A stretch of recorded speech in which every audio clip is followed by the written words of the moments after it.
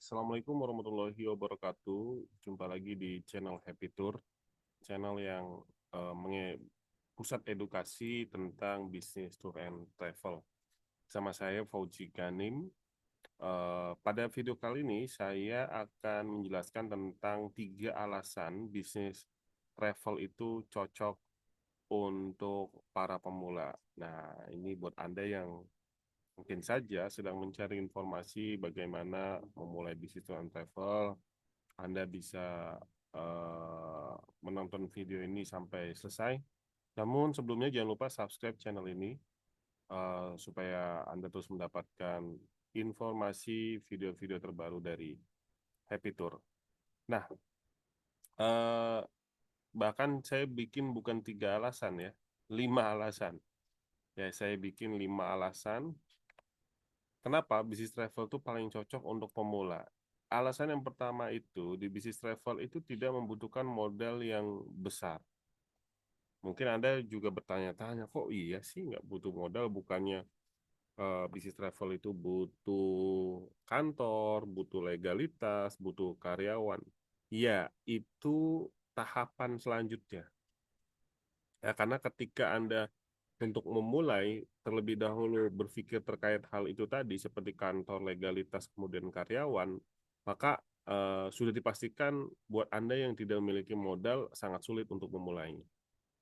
Jadi persempit terlebih dahulu cara pikir dan mindset Anda untuk memulai. Yang penting Anda mulai dulu, Anda jalan dulu sambil Anda belajar bagaimana marketnya, bagaimana cara promosinya, bagaimana sampai Anda benar-benar bisa em, pecah telur dan mudah untuk mendapatkan calon-calon klien. Baru nanti setelah itu pengembangannya bisa ke arah sana. Karena kalau misalkan Anda belum bisa jual tiba-tiba langsung investasi besar, nanti kalau nggak jalan gimana? Ya, itu yang pertama. Kemudian yang kedua, sistem bisnisnya itu mudah dipelajari. Jadi bisnis travel itu gampang aja. Anda lihat produk-produk travel-travel lain, Anda pelajari, kemudian Anda coba buat, Anda coba hitung-hitung, udah tinggal ATM aja, amati, tiru, modifikasi, jual. Nah, poin utamanya itu jualannya. Ya, nanti itu di jualannya. Karena kalau misalkan untuk yang lainnya Anda bisa WA saya, nanti saya bisa diskusi terkait dengan bisnis travel, paket, dan lain sebagainya. Ya, nah, jadi seperti itu. Kemudian yang ketiga, pasarnya besar dan selalu ada. Travel itu adalah bisnis yang selagi orang itu butuh hiburan, butuh healing, maka akan selalu ada. Baik itu sifatnya mereka liburan secara mandiri maupun liburan bersama tour and travel. Tapi biasanya buat orang-orang yang tidak mau repot, tidak mau capek, dia pasti akan butuh jasa dari tour and travel. Jadi pasarnya itu sangat dari dulu sampai sekarang pasar tuh sangat banyak selagi apalagi masyarakat Indonesia jutaan gitu ya. Dan itu market yang sangat besar, size-nya itu besar banget. Lalu yang keempat itu bisa dikerjakan sambil kerja atau dari rumah. Anda jangan berpikir dulu harus memiliki kantor kalau tidak punya modal. Mulai aja dulu dari rumah, dari tempat kerja Anda sebagai sampingan karena biasanya travel itu jalannya di weekend ya. Jumat, Sabtu, Minggu. Anda Anda mulai dulu deh. Yang penting jualan aja dulu.